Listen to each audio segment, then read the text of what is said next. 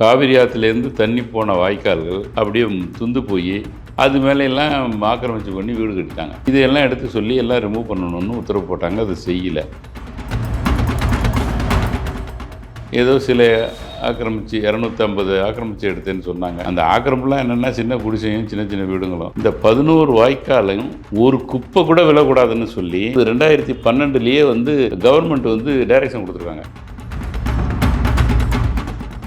இந்த வாய்க்காலுக்கும் இந்த குளத்துக்கும் ஒரே நாள் ஒரு ஸ்பீச் கொடுத்தா எல்லாரும் பேசினா 50 கோடி ரூபா கலெக்ஷன் ஆகிட்டு பேர் வைக்கணும். நாங்கள் என் பேர் வேண்டாம் உங்கள் குடும்பத்தார்கள் செய்தது அப்படின்னு போட்டுங்கன்னு எல்லாருக்கும் சந்தோஷமாக இருக்குது. இல்லைன்னா ஒரு கல்வெட்டு வச்சா மாவட்ட கலெக்டர் முன்னிலையில் அமைச்சர் திறந்தார், ஆட்டுக்குட்டி திறந்தது, ஏதாவது சொல்லிட்டு இருப்பாங்க. அது கூடாதுன்னு சொன்னால் நான் அதுக்கு ஏற்றுக்கிட்டேன். நானே செய்கிறேன், நான் பணம் போடுறேன், என் ஆளை வச்சுக்கிறேன், ஏசிபி வேணுமா புல்டோசர் வேணுமா நான் வச்சுக்கிறேன், வச்சு செய்கிறேன் அப்படின்னு ஒரு இது சொல்கிறத இல்லை நீ இந்த பணம் கொடு, நான் எல்லாம் சேர்ந்து செய்வோம், நீ அவள் கொண்டு வா, உமி கொண்டு வர, 2 பேருக்கு ஊதி தும்புங்கிறாங்க. அதிகாரிகள்லாம் ஒத்துழைக்கிறாங்க சார். மாவட்ட கலெக்டரு ஃபுல்லஸ்ட் கோஆப்ரேஷன் கொடுக்குறாங்க. Sub collector, tahsildar. இப்போ பெஞ்ச மழைக்கு தண்ணி ஓடுறதுக்கு வாய்க்கால் இல்லை, வீட்டுக்குள்ளேயெல்லாம் வந்துருச்சு. கோயிலுக்குள்ளே தண்ணி, பேங்கில் தண்ணி, எல்லாம் தண்ணி ஓடி உள்ளே வந்துருச்சு. ஏன்? இந்த வாய்க்காலில் தான் வீடு கட்டியிருக்கானே. ஒன்று வட்டாட்சியருங்கிற தாசில்தார் கொடுக்கறது ஒரு பட்டா. இந்த கும்பகோணங்கிற முனிசிபாலிட்டியில் ஒரு ஸ்பெஷல் தாசில்தார்னு ஒருத்தர் போட்டிருக்காங்க. அவன் பெரிய திருடன். அடுத்தவனுக்கு விற்கிறப்ப இவன் ஃப்ராடு பத்திரம் ஒரிஜினல் ஆகிடும். அவன் கொண்டு சப்ரிசர்ட்டை காமிப்பான், இது பாருங்க ஏதோ தாய் பத்திரம் வச்சுருக்கா, அதான் இருக்கா, ரைட்டு. இதுதான் நடந்திருக்காங்க.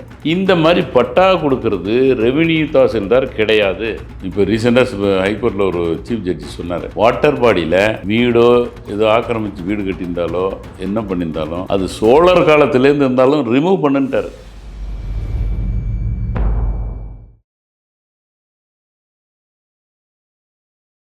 இளைய பாரத நேயர்களுக்கு வணக்கம்.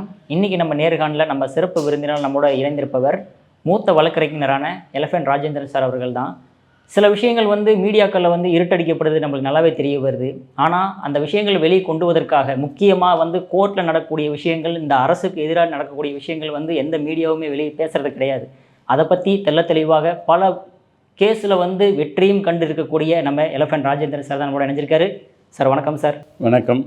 சார், இப்போ ரீசெண்டாக நம்ம பார்க்க முடியுது, நீங்கள் சுப்ரீம் கோர்ட்லேயே கேஸ் போட்டு கும்பகோணத்தில் இருக்கக்கூடிய மகா குளங்கள், அதுவும் 44 குளங்கள் ஆக்கிரமிப்புனாலேயோ இல்லை சில விஷயங்கள்னாலேயோ நீங்கள் கேஸ் போட்டிருக்கீங்க. இதுக்கு சீஃப் செக்ரட்டரியே நேரடியாக ஆஜராகன்ற மாதிரி சொல்லியிருக்காங்களே சார், கேஸுடைய பின்பலம் என்ன சார்? அது கும்பகோணம் ஒரு கோவில் நகரம்.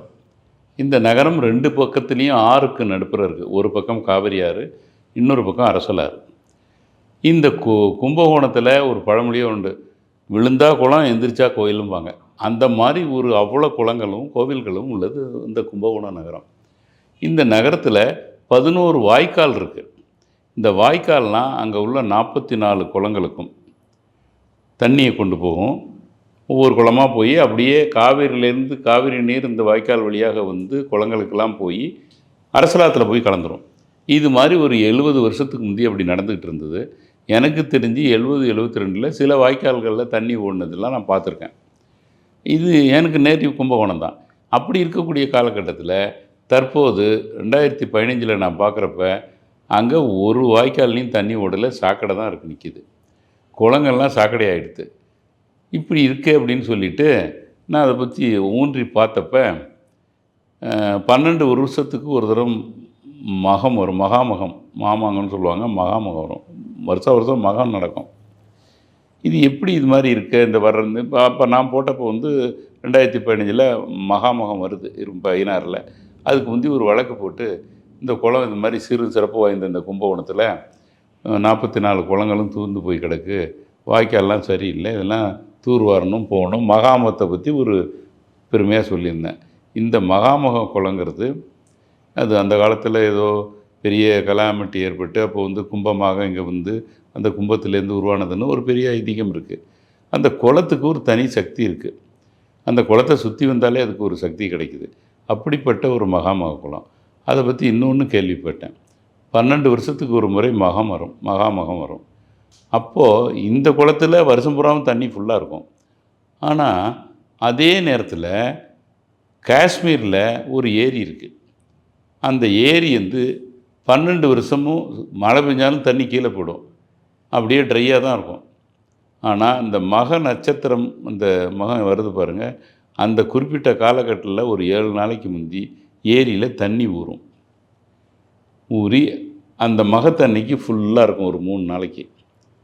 அதன் பிறகு மகத்தினுடைய அந்த இது அடுத்த இதில் குறையுதில்ல, குறைஞ்சி வர்றப்போ தண்ணி இறங்கிடும்.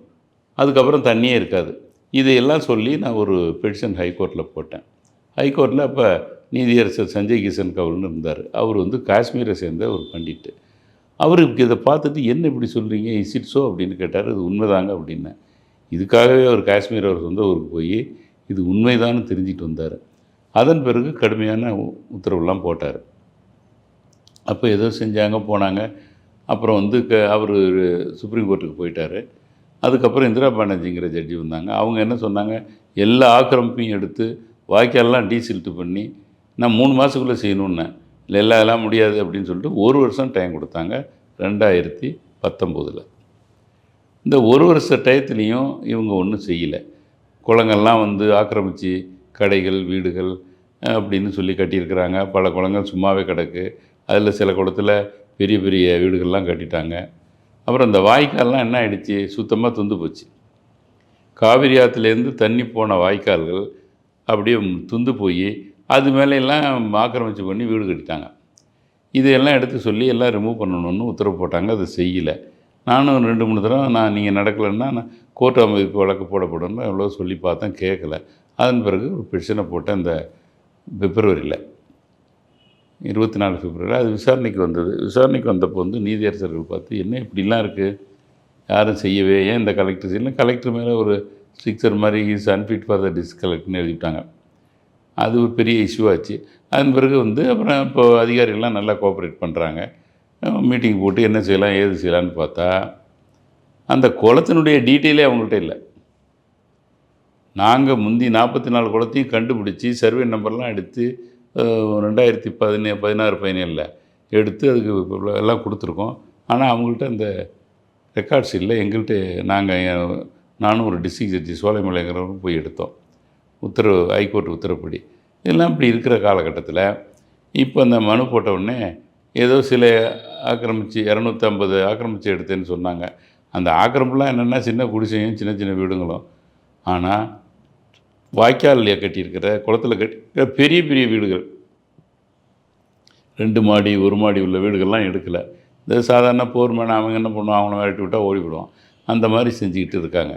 இதை வந்து நான் திரும்பவும் எடுத்து கோர்ட்டில் சொன்னேன். இது மாதிரி வாய்க்கால்கள்லாம் துந்து போயிருக்கு, அதில் எல்லாம் சாக்கடை தண்ணியை விடுறாங்க, வாய்க்காலில் மூடி வீடு கட்டியிருக்காங்க அப்படின்னு சொன்ன உடனே திரும்பவும் கலெக்டருக்கு டைரெக்ஷன் கொடுக்கணும் தான் நான் பெட்டிஷன் போட்டேன்.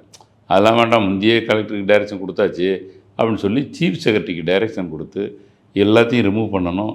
அதனுடைய டீட்டெயில்ஸு வாய்க்கால் சம்மந்தமான மேப்பெல்லாம் அவருக்கு கொடுங்க, எங்களுக்கு கொடுக்கணும் அப்படின்னு சொல்லி உத்தரவு போட்டு அப்பீராக சொல்லி அடுத்த மாதம் 8ஆம் தேதி போட்டிருக்காங்க. அவருக்கு 15 நாள் டைம் கொடுத்துருக்காங்க. இந்த 15 நாளுக்குள்ளே அவர் எல்லாத்தையும் செஞ்சு இதெல்லாம் பார்க்கணும். இப்போ சீஃப் செக்ரட்டரியே வராருன்னு ஒரு சனிக்கிழமை கலெக்டர் மீட்டிங்கில் கலந்துக்கிட்டேன். அப்போ எப்படி செய்யலாம் எது செய்யலான்னு எல்லாம் ஒரு பிளான் பண்ணி வந்தோம். ஆனால் இப்போ இந்த உத்தரவு போட்டவுடனே நாளைக்கு திரும்பவும் கலெக்டர் மீட்டிங் போட்டிருக்காரு காலையில். அதில் வந்து சில இன்ஜினியர்லாம் எல்லோரையும் கூப்பிட்ருக்காரு. ஏன்னா அங்கே 3 வகையான டிபார்ட்மெண்ட் இருக்குது. ஒன்று water resource department with PWD, இன்னொன்று ஹெச்ஆர்என்சி, இன்னொன்று கமிஷனர் கார்பரேஷன். இதில் ஹெச்ஆர்என்சிக்கு ஒன்றும் வேலை இல்லை. அவங்க குளம் சில ஆக்கிரமிச்சிருந்தாங்க, எடுத்துட்டாங்க. 8 குளம் இருந்ததில் இன்னைக்கு கொஞ்சம் இருக்காது, எடுத்துடுறேன்ட்டாங்க. இது 44 குளத்தையும் சுத்தமாக என்க்ரோச்மெண்ட்டை எடுத்தாகணும் அப்படிங்கிறது வந்து எப்படி செய்கிறதுங்கிறத கடந்து அவங்க நடவடிக்கை எடுத்துக்கிட்டு இருக்கிறாங்க. அது சம்மந்தமாக சீஃப் செக்ரட்டரியை கூப்பிட்டதுனால இப்போ வேகம் எடுத்துருச்சு. இது வரைக்கும் கலெக்டரை கூப்பிட்டுக்கிட்டு சப் கலெக்டர் எல்லாம் பேசிக்கிட்டு இருந்தோம். இப்போ சீஃப் செக்ரட்டரியே வரணும், அவர் ரிப்போர்ட்டு ஃபைல் பண்ணணுன்னே நாளைக்கு காலையில் 10 மணிக்கு வச்சுருக்காங்க. நான் காலையில் போகிறாங்க. போயிட்டு அதெல்லாம் பார்த்து இந்த 11 வாய்க்காலையும் ஒரு குப்பை கூட விழக்கூடாதுன்னு சொல்லி 2012 வந்து கவர்மெண்ட் வந்து டைரெக்ஷன் கொடுத்துருக்காங்க. இதில் தண்ணி ஓடணும். ஏன்னா அந்த தண்ணி வந்து தேப்பெருமாநல்லூர், பழவத்தாங்கட்டெல்லாம் அந்தாண்ட 2-3 கிராமம் இருக்குது. இதுதான் ஆயக்கட்டு. அதுக்கு தண்ணி போகிறதே தான். இப்போ அங்கே இருக்க ஒரு கிட்டத்தட்ட ஒரு 1000-1500 ஏக்கர் வந்து தண்ணி இல்லாத போர்வெல்லை போட்டுக்கிட்டு இருக்காங்க. இந்த தண்ணி அங்கே போகிறதில்ல.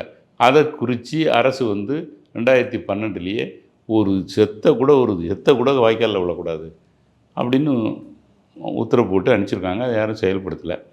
ஆக நாளைக்கு அந்த மீட்டிங் கூடுறாங்க. இதில் மிக முக்கியமானது என்னென்னா, இது எல்லாம் டீசில்ட் பண்ணணும். குளத்தையெல்லாம் டீசில்ட் பண்ணுறது அவ்வளோ சுலபம் இல்லை. இவன் தான் எல்லாத்தையும் கொண்டு போட்டு ஊரில் உள்ள கழிவெல்லாம் அங்கே போட்டு அது மக்கி போய் அது ஒரு பெரிய இதெல்லாம் எடுத்து செய்கிறோம். அதுக்கு அரசாங்கம் உதவி பண்ணணும். அரசாங்கம் ஃபண்டுக்கு கொடுக்கணும்.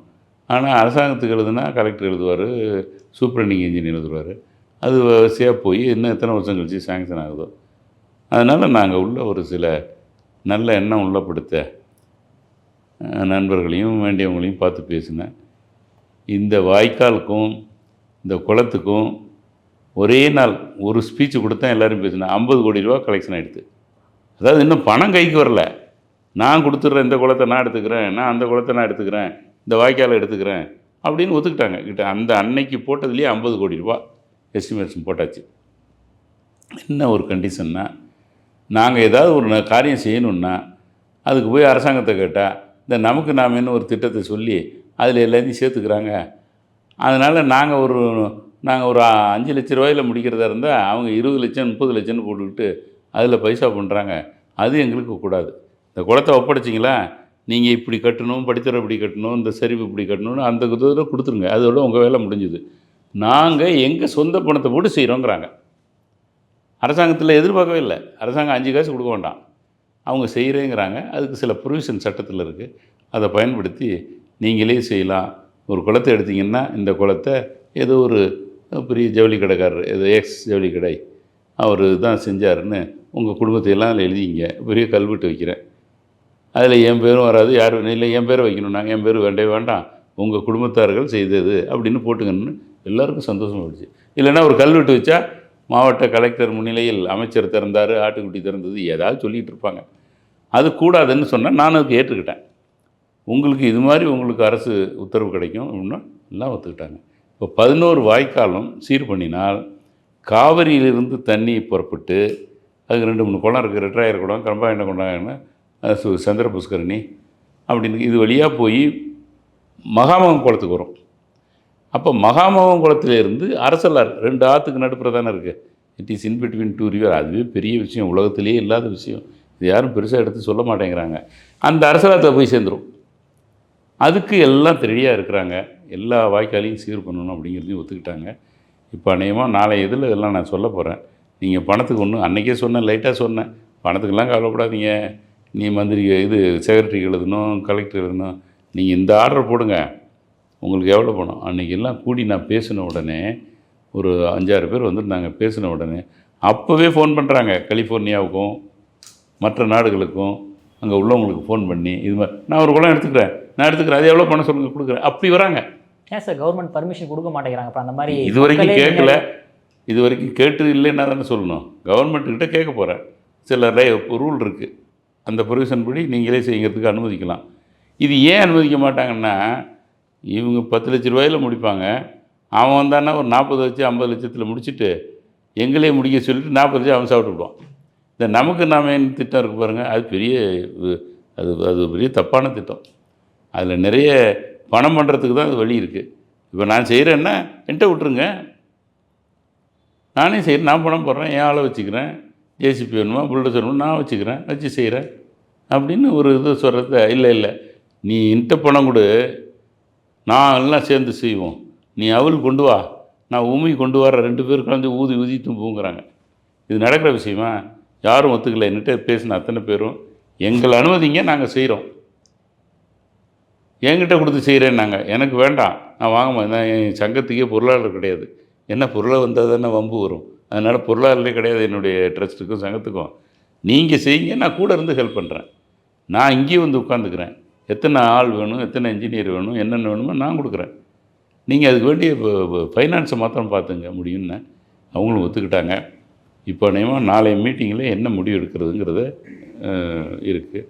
நாளைக்கு போய் செய்ய போகிறேன். அதிகாரிகள்லாம் ஒத்துழைக்கிறாங்க சார். மாவட்ட கலெக்டரு ஃபுல்லஸ்ட் கோஆப்ரேஷன் கொடுக்குறாங்க. சப் கலெக்டரு, தாசில்தார், என்ஜினியர்ஸு, பிடபிள்யூடி, ஐவிஎஸ்ஸு, மற்ற even up to VAO level வரைக்கும் எல்லாரும் ஆசைப்படுறாங்க சார். நிஜமாக தண்ணி ஓடுமா? இந்த ஆடி மாதம் தான் தண்ணி வருங்க மேட்டூரில் திறந்து. அந்த நீரை ஆடி மாதத்தில் வர்ற நீர் காவிரி ஆற்றுலேருந்து அரசலாத்துக்கு ஓடும் அப்படின்னு சொல்லிட்டேன். எல்லாம் கோஆப்ரேட் பண்ணால், இப்போ அரசும் கோஆப்ரேட் பண்ணால் இதை முடிச்சிடலாங்க. இப்போ நான் வந்து 8ஆம் தேதி அன்றைக்கி நான் ரிப்போர்ட்டு கொடுக்கணும். அந்த ரிப்போர்ட்டு அதை தான் நாளைக்கு எல்லாம் பேச போகிறோம். யார் யார் செய்யுங்க. உடனே அவங்க என்ன பண்ணிட்டாங்க, டிஆர்ஓ மற்றவங்கெல்லாம் அங்கேருந்து போய் அவங்கவுங்க முனிசிபாலிட்டியில் இருக்கிற ஆளெல்லாம் அனுப்புறதுக்கு ஏற்பாடு பண்ணிட்டாங்க, பல முனிசிபாலிட்டியிலேருந்து. ஏன்னா இந்த சாட்டையே உயர்நீதிமன்றம் எடுத்துருச்சு. ஆல்ரெடி ஒரு கலெக்டர் மேலே ஒரு சிக்ஸர் பாஸ் பண்ணிட்டாங்க. இருக்க ஏதாச்சும் பண்ணிவிடு. இப்போ கலெக்டரை உடைய அவங்க என்ன பண்ணுவாங்க, சீஃப் செக்ரட்டரிவான்னு சொல்லிட்டாங்க. அதனால் சீஃப் செக்ரட்டரி தலையீடு இருக்கிறதுனால சிறப்பாக முடிக்கணும். முடிக்கிறதுக்கு அதிகாரிகள் தயாராக இருக்கிறாங்க.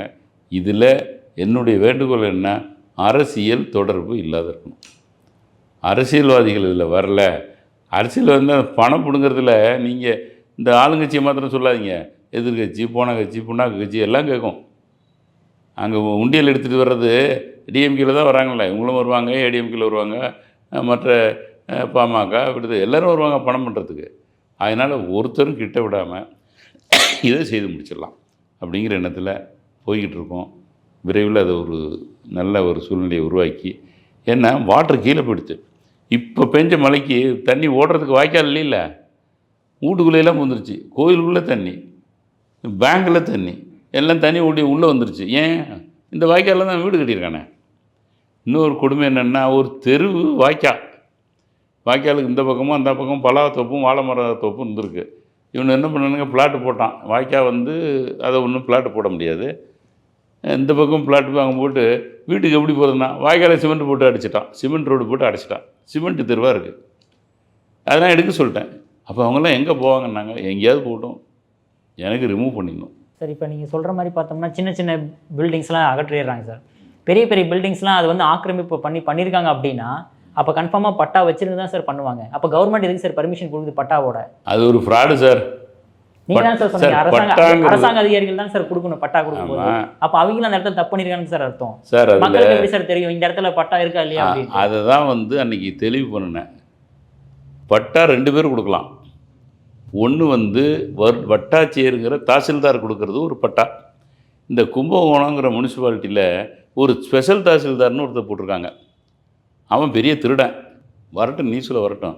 இவனுங்க என்ன பண்ணுறது, ஏதாவது ஒரு இடத்துக்கு பத்திரம் பண்ணிவிடுவான். இப்போ உதாரணமாக இந்த வாய்க்காலில் ஒருத்தன் என்க்ரோச் பண்ணி, அதை என்ன ஒரு உதாரணத்தையே சொல்கிறேன். அனுமார் குளம்னு ஒன்று இருக்குங்க. அது வந்து 1945 ஒரு பிரிட்டிஷ் ஏதோ கவர்னர் ஜெனரலோ யாரோ தனக்கு நல்ல பணி புரிஞ்சதுக்காக ஒரு முதலியார் ஒருத்தருக்கு 100 ஏக்கர் கொடுத்துருக்கான் கிராண்ட்டு. அந்த முதலியார் ஒரு கிறிஸ்டியன். இப்போ கும்பகோணத்துலேயே பெரிய சர்ச்சுன்னா அதான் அவர் கட்டியிருக்காரு. கட்டி நிறைய சர்ச்சு அவங்க கிறிஸ்துவ மதத்துக்கு என்னென்னமோ நிறைய பண்ணியிருக்காங்க. அந்த 100 ஏக்கரில் ஒரு ஆஞ்சநேயர் கோயில் இருந்தது.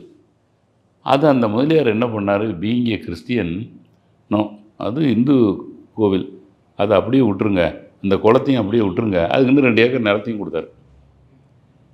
அவனுக்கு அந்த காலத்தில் அவருக்கு அந்த எண்ணம் இருந்திருக்கு.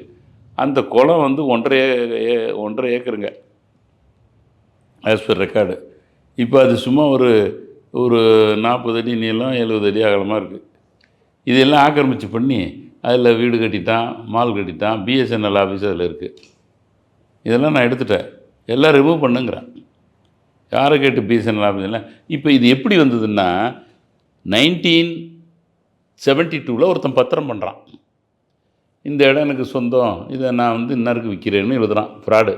அதை சப்ரிசாரும் கைத்து போட்டு கொடுத்துட்டாரு. அப்போ இந்த மாதிரி கிடையாது, இல்லை ரேகை பட்டா கிட்டா அதெல்லாம் கிடையாது. இப்போ அது ஒரு பத்திரம் ஆகிடுச்சு. அதுக்கப்புறம் ஒரு 7-8 வருஷம் கழித்து வேற ஒருத்தன் விற்கிறான். அதுக்கு இது தாய் பத்திரமாக போயிடுச்சு. இந்த ஃப்ராடு பத்திரம் பிகம் தி தாய் பத்திரம். அதை வச்சுக்கிட்டு அவன் விற்றான். இப்படி விற்று கடைசியாக ஒரு குறிப்பிட்ட இடத்த 3.5 கோடி ரூபாய்க்கு விற்றுருக்காங்க. அதில் தான் இந்த பிஎஸ்என்எல் பில்டிங்லாம் இருக்குது. இப்போ அதெல்லாம் இடிக்கணும்னு சொல்லிட்டேன். ஆகையினால் வந்து இது மாதிரி ஒரு பத்திரத்தை உருவாக்கிடுறான் வாய்க்காலில். அதுக்கு அடுத்தவனுக்கு விற்கிறப்ப இவன் ஃப்ராடு பத்திரம் வந்து ஒரிஜினல் ஆகிடுது. அவன் கொண்டு சப்ரிசார்ட்டை காமிப்பான், இதை பாருங்கள், எதாவது தாய் பத்திரம் வந்து விற்றுருக்கா, அதான் இருக்கா, ரைட்டு, நீ போ. இதுதான் நடந்திருக்காங்க. இந்த மாதிரி பட்டா கொடுக்கறது ரெவென்யூ தாசில்தார் கிடையாது. பட்டா கொடுத்ததெல்லாம் அந்த முனிசிபாலிட்டியில் ஒரு ஸ்பெஷல் தாசில்தார்னு ஒன்று. அது அது அந்த ஆளுக்கு எவனாவது பட்டா கேட்டு வந்தான்னா அவனுக்கு குறைச்சலா ஒரு 50,000 இல்லாத கொடுக்க மாட்டான். யாராவது இந்த அரேபியாவில் இப்போ நிலம் போகிறவன் குவைத்துக்கு போகிறேன், நான் அமெரிக்கா போகிறேன், எங்கேயோ போகிறேன்னு சொல்லிட்டு பட்டா வேணும்னு கேட்டால், அமெரிக்கா போகிறேன்னா 2 லட்சம் இல்லைன்னு சொல்ல சொல்லுங்க. ஓப்பன் மீட்டிங் நாளைக்கும் பேசுவேன், அன்றைக்கும் பேசினேன். இதுதான் அவன் வேலை. அவன் தான் பட்டா கொடுத்துருக்கான். ஒரு ஃப்ராடு விசிஎட்ஸ் ஆல். ஃப்ராடாக ஒரு ஜட்ஜ்மெண்ட்டோ டிகிரியோ ட்ரிபியூனலோ கோர்ட்டோ அதிகாரியோ எந்த டிபார்ட்மெண்ட்டு ஒரு ஃப்ராடாக ஒரு உத்தரவு போட்டால் அது செல்லாது. இவன் கொடுத்த பட்டாலாம் இப்போ செல்லாது. கேன்சல் பண்ண சொல்லிட்டேன். சீக்கிரம் கேன்சல் பண்ணி ரிப்போர்ட் கொடுங்கன்ட்டேன். ஆக அதுதான் பட்டான்னு வச்சுக்கிட்டு இருக்கான். அதுக்கு நம்ம என்ன பண்ணுறது? இப்போ ஆக்கிரமிப்பு அகற்றுனா கவர்மெண்ட்டு இருந்து காம்பன்சேஷன் கிடைக்குமா சார்? ஏன்னா நீங்கள் சொன்ன மாதிரி அந்த தாய் பத்திரம் வந்த உடனே மக்களுக்கு தெரியாதுல்ல சார், இதுதான் ஒரிஜினல் நம்பி உட்காந்துருப்பாங்க, வாங்கி கோடிக்கணக்கில் வாங்கி போட்டிருப்பாங்க. அப்போ அவங்களுக்கு லாஸ் ஆகும்ல சார். இப்போ ரீசெண்டாக ஹைகோர்ட்டில் ஒரு சீஃப் ஜட்ஜி சொன்னார், வாட்டர் பாடியில் வீடோ ஏதோ ஆக்கிரமித்து வீடு கட்டியிருந்தாலோ என்ன பண்ணியிருந்தாலும் அது சோழர் காலத்துலேருந்து இருந்தாலும் ரிமூவ் பண்ணுன்ட்டார். பண்ணுறது ஃப்ராடு. இவன் அப்பாவியாக இருக்கலாம், ஆனால் அது தப்பு தானே. அது இப்போ சாதாரண ஒரு லேண்டில் இருந்தால் இன்னொருத்தன் ப்ராப்பர்ட்டி அப்படி இருந்தால் அது கேஸு சிவில் சூட்டுன்னு போகும். வாட்டர் பாடியில் இருந்தால் நாட் நெசசரி. அங்கே அனுமார் குளம்னு ஒன்று சொன்னேன்ல, பெரிய தெருவில் ஆஞ்சநேயர் கோயில்னு ஒன்று இருக்குது. அதுக்கு 2 பில்டிங் இருக்குது கோயிலுக்கு ஏற்ற மாதிரி. அதில் 2 மாடி கட்டடம் கட்டிட்டான். அதை இடிக்க சொல்லி இப்போ உத்தரவு போட்டிருக்கு. ஆகையினால் வாய்க்கால்லையோ குளத்துலையோ ஆக்கிரமிப்பாளருக்கு எந்த ரைட்டும் கிடையாது.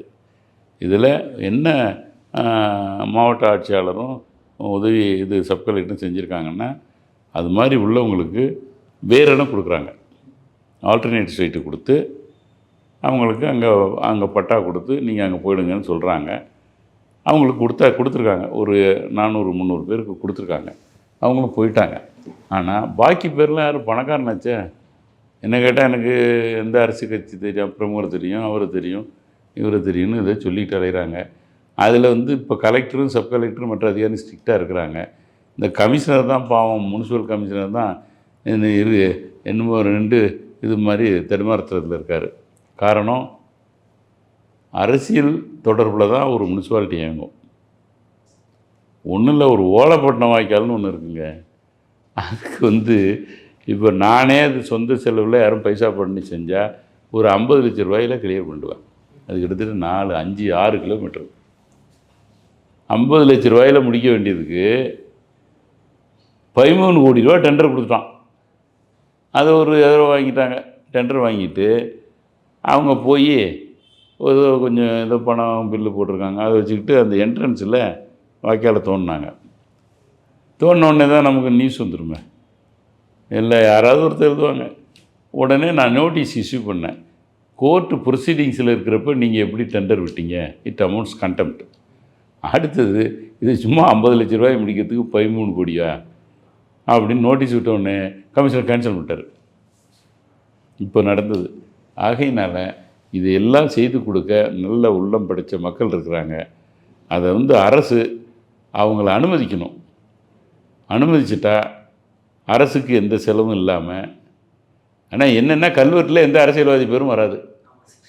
அதை தான் அவங்க எதிர்பார்க்குறாங்க. வர வேண்டியது, திறக்க வேண்டியது. ஏவனும் காமராஜர் என்னங்க பண்ணுவார்? காமராஜர் இது மாதிரி ஒரு அணை கட்டினாலோ வாய்க்கால் கட்டினாலோ குளத்தில் கட்டினாலோ போய் ஒரு தூரம் பார்த்தாரு. ஒரே இதில் எல்லாம் மாறிட்டாங்க. என்னையே அது காமராஜி காமராஜி யாரையா கட்டினது? இதை இந்த இன்ஜினியர் அவர் பேரை போடியா தூக்கி விட்டு செஞ்சுட்டு இன்ஜினியர் பேர் தானே போட்டார். இவர் பேர் எழுதிக்கலையே. என் பேர்லாம் எதுக்குய்யா? நான் என்ன கல்லை தூக்கி வச்சேன்னா சிமெண்ட் போட்டேன்னா என்ன ஏது? அந்த இன்ஜினியரும் இல்லை, எத்தனை இன்ஜினியர் அவங்க பேர்லாம் எழுதி அடியான்ட்டார். காமராஜர் இருந்த வரைக்கும் எந்த வாய்க்காலுக்கும் எந்த குளத்துக்கும் எந்த ஒரு செயலுக்கும் அமைச்சர்கள் பேரோ முதலமைச்சர் பேரோ இருக்காதுங்க. அதிகாரிகள், இந்த இன்ஜினியர் கோபாலகிருஷ்ணன், சுப்பிரமணியன் அப்படின்னா அவங்க இன்ஜினியர் பேர் தான் இருக்கும். நீ திறந்து வையா, நான் நல்லா நான் வந்தேன் செஞ்சேன், நீ திறந்து வைப்பார். இப்போது இவங்க தேசியம் எவனா செஞ்சால் நான் தான் இதெல்லாம் உங்களுக்கு தெரியும். இது வேற வச்சு தான் சார் அரசியலே ஓடிக்கிட்டு இருக்கு இப்போ பார்த்தா. சரி, அதை அதுக்கு நான் போராடுறேங்க. இதில் பல கிரெட்டுலாம் எனக்கு வருது, மிரட்டல்லாம் நிறைய வரும், அதெல்லாம் வருது. என்ன செய்ய சொல்கிறீங்க? அமைதியாக போகிறேன். என்னுடைய நோக்கம் வெளியில் போர்டு போட்டு அதில் வெளியில் போய் விளம்பரம் பண்ணியே பேச மாட்டேன். கோர்ட்டுக்குள்ளே பேசுவேன், கோர்ட்டு அவ்வளோதான். செயல்படுத்தலைன்னா உடனே கோர்ட்டு அமைப்பு. இப்படி தான் போகிறேன். இதுதாங்க இன்றைக்கி. ஆக கும்பகோணம் டவுனில் வர்ற ஆடி மாதம் தண்ணி மேட்டூர்லேருந்து வர்றப்ப காவிரி ஆற்றுலேருந்து அரசலாற்றுக்கு போகணும் அப்படின்னு பிரியப்படுறேன். எல்லாம் அந்த ஈஸ்வரனை நினச்சிக்கிட்டு சொல்கிறேன். பாப்பா சார் நிறைவேறணும் நாங்களும் கடவுள்கிட்ட வேண்டிக்குவோம். உங்கள் பொன்னான நேரத்தில் இளைய பாத்திரம் நேர்வதுக்கு மிக்க நன்றி. நன்றி, வணக்கம்.